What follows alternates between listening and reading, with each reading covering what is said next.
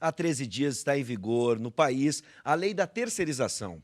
A base governista no Congresso afirma que ela pode gerar empregos e contribuir para a redução dos 13 milhões de desempregados no país. Por outro lado, centrais sindicais e a oposição afirmam que a proposta vai levar uma precarização da mão de obra e a redução de salários. Este é o assunto do quadro Direito em Pauta de hoje, que começa agora.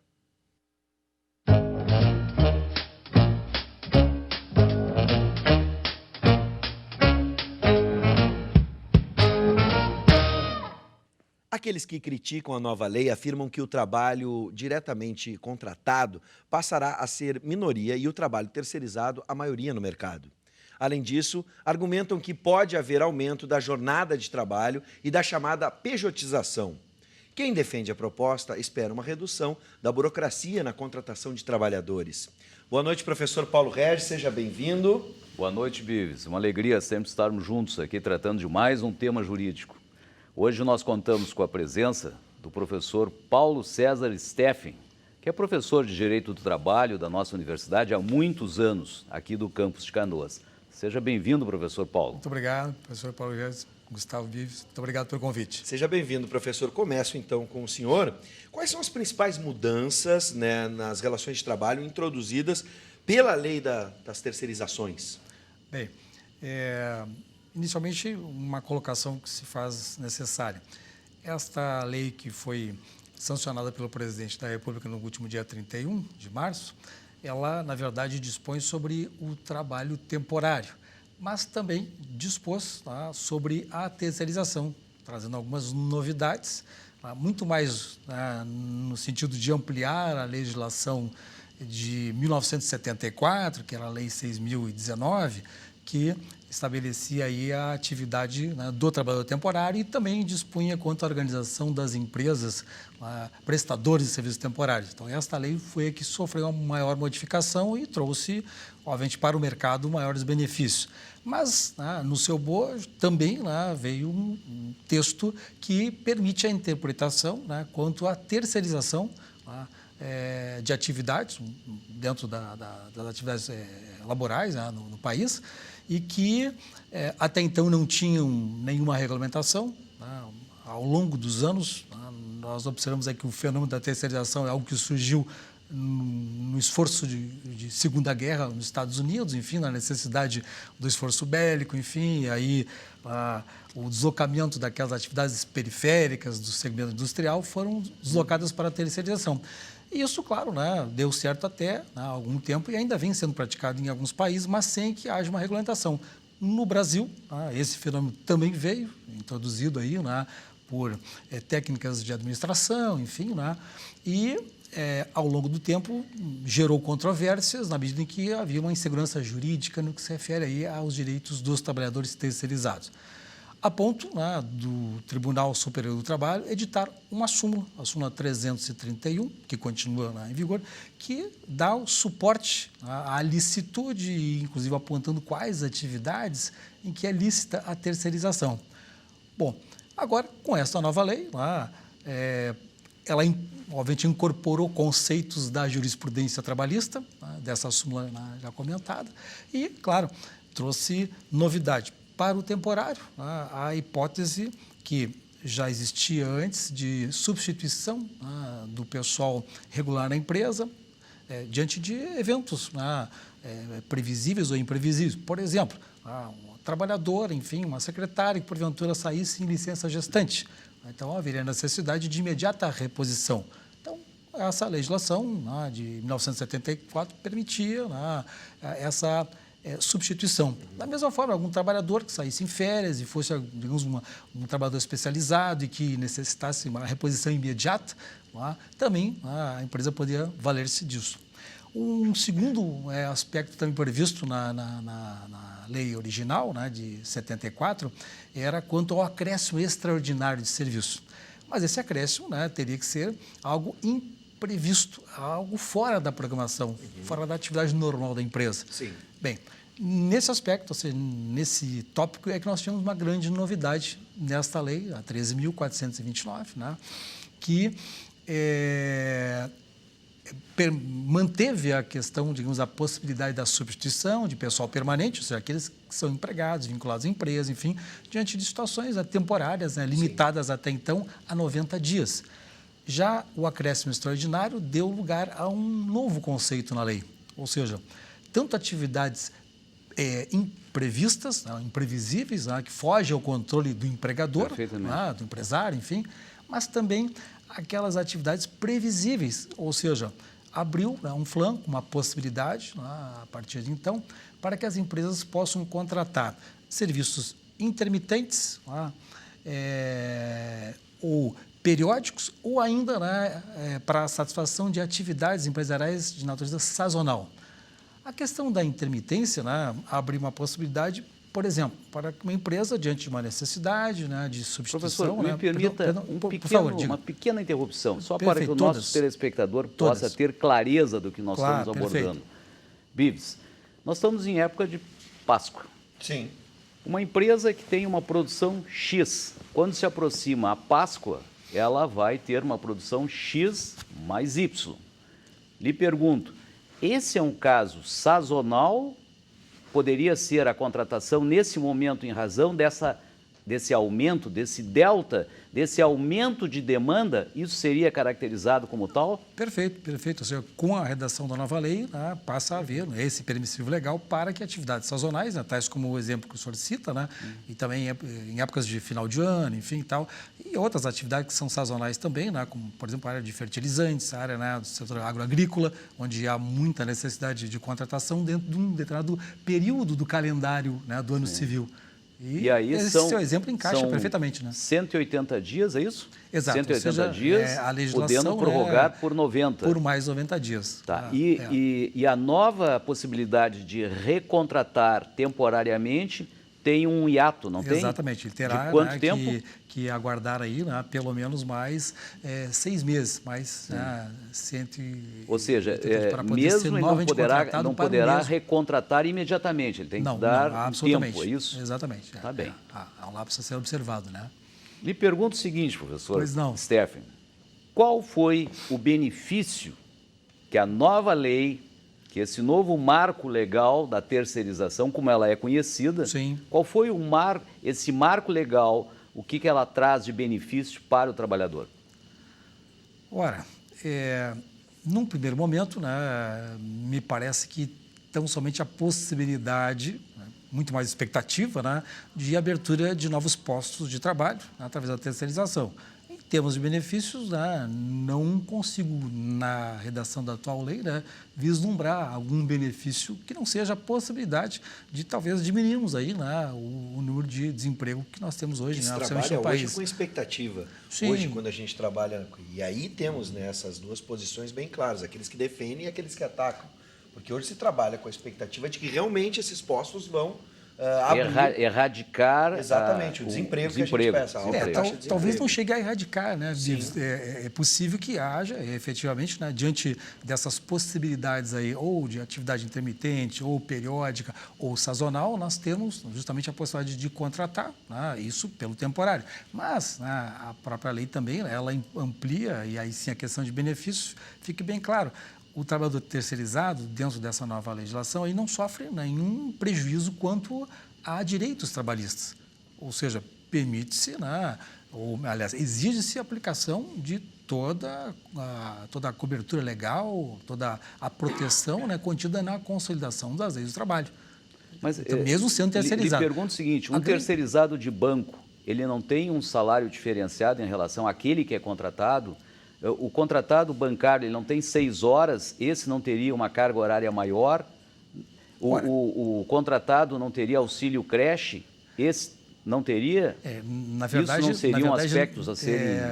Essa questão, digamos, quanto a eventuais direitos que seriam, digamos, oriundos da negociação coletiva, enfim, que estariam fora da legislação seletista, estes... pode ser que signifique não benefício, mas sim um prejuízo ao trabalhador terceirizado. Por quê? Porque hoje ele estaria, num primeiro momento, vinculado à atividade econômica do contratante. Mas no momento em que ele vai atuar no mercado, né, como um terceirizado, né, a tendência é que, né, ele migre, né, para o sindicato da categoria dos prestadores de serviço, o que pode significar alguma redução de conquistas, né, que são, digamos, estabelecidas numa mesa de negociação através, né, dos acordos ou convenções coletivas. Mas o mais importante é que... Ele não fica desprotegido, né, não, professor absolutamente. Stefan? Apenas ele, se nós compararmos com o contratado, que é o que já é, na hipótese estamos falando de banco, o bancário teria direitos que já lhe foram assegurados há mais tempo.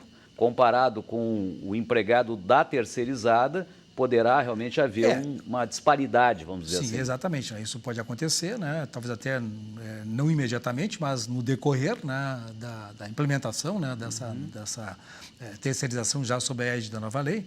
Mas um outro aspecto que é importante salientar, ou seja, ela inovou quanto à possibilidade de contratação não só na atividade meio, ou seja, que são aquelas atividades que orbitam, né, no entorno do interesse Professor, do objeto social. o senhor poderia esclarecer para o nosso telespectador a diferença entre atividade meio e atividade fim? Antes, eu preciso lembrar que você aí de casa pode participar da nossa conversa, inclusive tomando uma das posições. Se quiser defender a terceirização ou atacar ela, né, a gente está aberto aqui com o nosso canal no WhatsApp, 99588-2374. Você aciona o WhatsApp, o aplicativo, e bota lá o seu texto ou a sua pergunta para o nosso convidado especial, professor Stefan. Então, 99588-2374. Agora sim, professor. Atividade meio, atividade fim. Perfeito, perfeito. Então, no momento em que alguém empreende, ou seja, se torna um empresário, né, ele, obviamente, vai constituir o seu negócio com um foco, ou seja, com um objetivo determinado.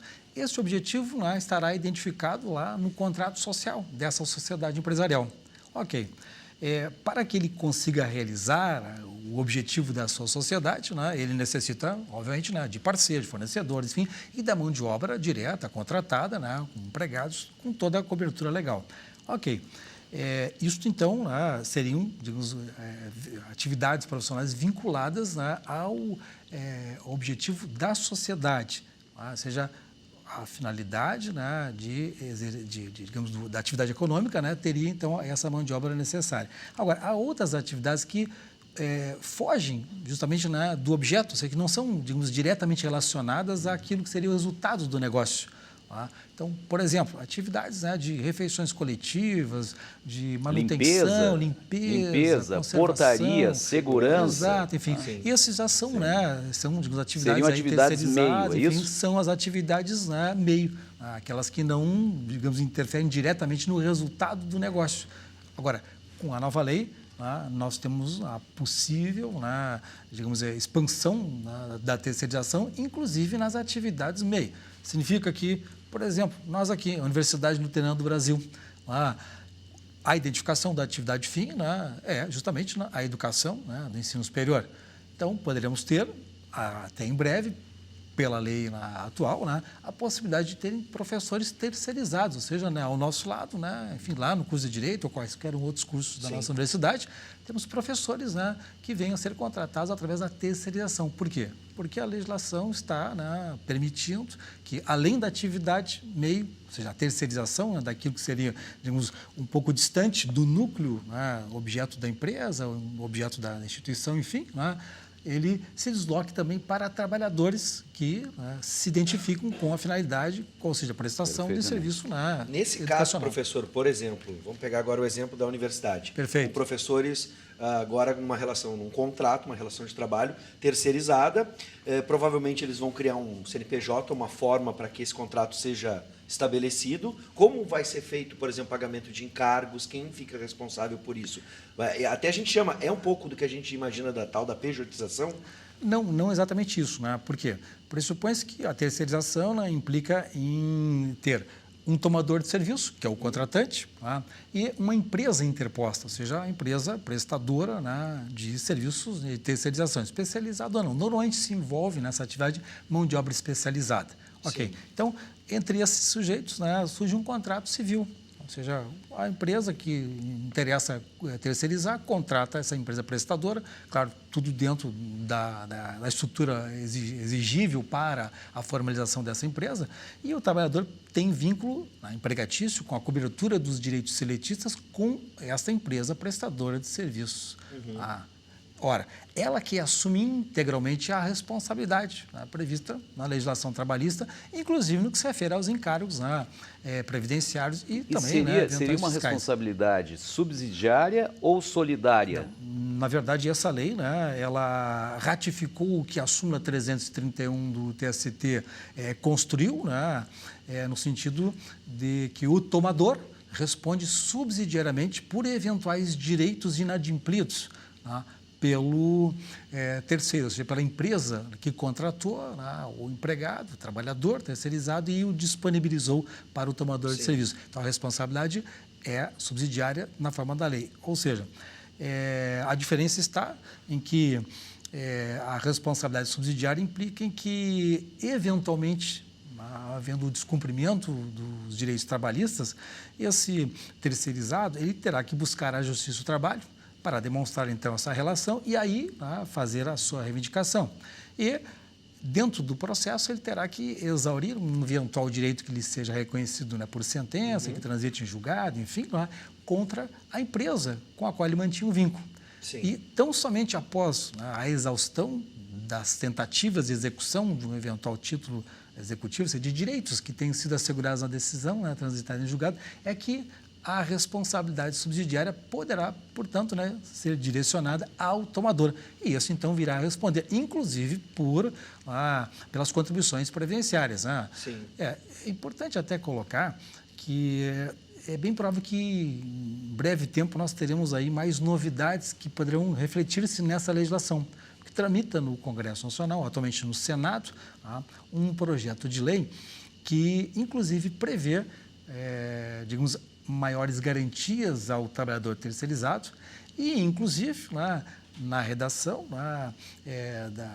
do projeto, prevê a responsabilidade solidária. Ou seja, então, isso seria uma salvaguarda para o trabalhador terceirizado diante da inadimplência, diante, digamos, do descumprimento de algum direito seu, oriundo da relação de trabalho dentro da terceirização. Ou seja, nós teremos, então, a opção do próprio trabalhador acionar o tomador ou a própria empresa a qual ele está vinculado. Então, nós teríamos uma divisão dessa Vou pegar outro responsabilidade. exemplo agora, vou trazer para o meu mercado. O mercado da comunicação, isso é uma prática bem comum. Sim, sim. A gente ter o salário, a pessoa é vinculada a uma empresa de comunicação e tem um CNPJ. E Perfeito. acaba emitindo nota para completar o seu salário, para que a empresa não pague todo o salário, porque geralmente movimentam grandes... E só para deixar claro, isso acontece com grandes comunicadores que acabam tendo que completar ou até mesmo tem uma relação com os próprios patrocinadores que acabam subsidiando através Mas do esse é o merchandising seu caso, trabalho. não é? Oi? Esse é o seu caso. Não é o meu caso, é grande professor. É por isso que eu quis comunicador. fazer essa ressalva aqui. Mas nesse caso, a gente também estava usando o exemplo dos professores, né? Sim. No caso, eles sejam contratados diretamente pela universidade como terceirizados. A gente se torna uma empresa de nós mesmos. Não, aí tem um detalhe. O professor Stefano acabou de... Nós precisamos diferenciar. A contratação não é feita diretamente com o professor. O professor vai prestar serviço a uma empresa. Exato, através de uma empresa interposta. O tomador do serviço é uma universidade privada, por exemplo. Ele é o tomador, mas ele vai contratar uma empresa, uma outra empresa, e essa empresa, então, é que vai receber esses trabalhadores. Sim. Se fosse o caso, nós seríamos empregados desta empresa e a universidade, então, contrataria a empresa. Mas existe a possibilidade de um grupo de professores, por exemplo, criarem Aí a é o PJ. empresa de professores de direito... Não é isso, professor Stefano? Aí é o PJ. Exatamente. Aí vem a pejotização. O que se chama de pejotização, ou seja, é um termo que identifica a hipótese do trabalhador que mantinha vínculo empregatício com a empresa, ele sai do emprego, ou seja, por opção própria ou até por dispensa, enfim, e monta uma empresa, ou seja, uma pessoa jurídica, ok? E volta a prestar serviços desta feita através dessa chamada empresa. E ele ganha mais, professor Stefano? Ele ganha mais ou menos? Olha, na verdade, em termos de vantagens, me parece que ele estaria descoberto de garantias, né, relativas ao vínculo de emprego. E mais, na verdade, a pejotização, da forma como estamos aqui a dialogar, ela é vedada, ela é proibida, não é permitida. Por quê? Porque ela, né, irá redundar e identificar isso como um vínculo de emprego. Porque, na verdade, né, salvo, e essa é uma ressalva importante aí, né, em certas atividades digamos, mais especializadas, aí sim, essa atividade ela é bem-vinda no mercado. Vamos dizer assim... Consultoria, por exemplo? Consultoria, na área de TI, de informática. Hoje, né, nós temos um crescimento muito grande desse mercado, em face, né, de mídia, de internet, enfim, de todas essas formas de comunicação que nós temos aí, enfim, né, e que possibilitam, né, que dentro dessas atividades, enfim, né, nós tenhamos a pejotização e ela efetivamente, né, seja bem-vinda no mercado. Né, até porque aquele que constitui, né, uma pessoa jurídica, enfim, para prestar serviço, ele tem a liberdade de prestar serviço a mais de um tomador. Sim. Então, isso então já afastaria o risco para quem toma essa mão de obra aí, né, de um vínculo empregatício. Diferente é eu, de repente, admitir um trabalhador pejotizado, enfim, e manter tão somente com um tomador, né, essa relação. Aí as questões de subordinação, enfim, tal, né, elas tenderiam a, digamos, aparecer e, né, termos um risco, né, Professor, de vamos atender os nossos telespectadores. A Letícia de Canoas, seja bem-vinda, Letícia. Ela manda a pergunta é a seguinte: a terceirização e a pejotização vão resultar na perda de quais direitos? Por exemplo, cita alguns exemplos que a gente estava agora, o senhor estava falando, professor, dessa perda de alguns direitos que pode acontecer através da terceirização. Sim, principalmente aí, né, a garantia de um piso salarial, que seria da categoria, enfim, embora possa expressar, digamos, um valor, né, a atividade que venha a ser pejotizada, mas fundamentalmente seria o quê? Direitos a férias, 13º salário, fundo de garantia, enfim. Essas são garantias, né, que estão consolidadas mesmo na terceirização, enfim, lícita, para o trabalhador nesse mercado. Agora, no momento que ele passa, né, a ser o que se diz um pejotizado, né, esses direitos desaparecem. Então, o que seria de vantagem? Vantagem é, digamos, em termos de mercado para a atividade, né, empresarial deste, né, que vai para a área jurídica. Ele teria vantagem, talvez, né, na questão fiscal. Talvez ele não sofresse tributação tão grande na fonte. O dado da DIESE. Perdão. O que ele estabelece? Salário dos terceirizados é 24% menor do que o dos trabalhadores contratados. Professor, assim, na verdade, esses dados são da terceirização atual. Considerando que nós temos hoje, né, algo em torno de 14,2 milhões de trabalhadores terceirizados, e esses trabalhadores aí, né, estão hoje prestando serviço através, né, de mais ou menos 790 mil empresas que estão hoje organizadas, regularmente organizadas aí, inclusive perante o órgão fiscalizador, que é o Ministério do Trabalho. E também lá o destaque está para os setores que hoje terceirizam. Então, fundamentalmente, telemarketing. É uma atividade bastante comum. A telemarketing são um número, né, que o IBGE divulgou recentemente aí, chega em torno de 2,2 milhões de trabalhadores terceirizados. Que mais? Refeições coletivas, portaria, limpeza, manutenção, enfim, predial, serviços especializados. Então, são aquelas atividades em que há uma formação técnica e que a empresa não necessita ter no seu quadro empregado, porque eventualmente ela necessita, né, de uma manutenção de um equipamento, enfim, uma parada industrial para a manutenção de um equipamento. Ela não precisa ter empregado próprio, ela pode terceirizar. Então, isso vem acontecendo no mercado. Assim como também a segurança, enfim, na parte de segurança privada. Né? Bom, professor, eu quero agradecer muito a sua presença, dizer que foi uma explicação brilhante que tivemos aqui, várias dúvidas, algumas confusões, a gente acabou... Uma aula, literalmente. Né? A gente acabou tirando aqui com o senhor essas dúvidas, porque, obviamente, a nossa proposta não era tomar partido nesse primeiro momento. Não, absolutamente. Se a terceirização é boa ou não, a gente vai ter que esperar. Até porque nós temos que experimentar isso. Exatamente.